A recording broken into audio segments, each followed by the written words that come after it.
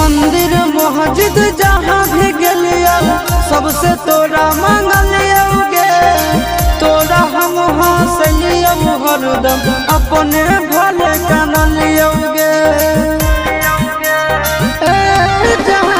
मंदिर मस्जिद जहाँ भी गलिया सबसे तोरा मांगलिया गे। तोरा हम हंसलिया हरदम अपने भले कानलिया गे। तोर किस्मत खुलता तोर किस्मत खुलता जरता हमर भगिया गे। बसवे के डोलिया जानू बांस के रथिया गे।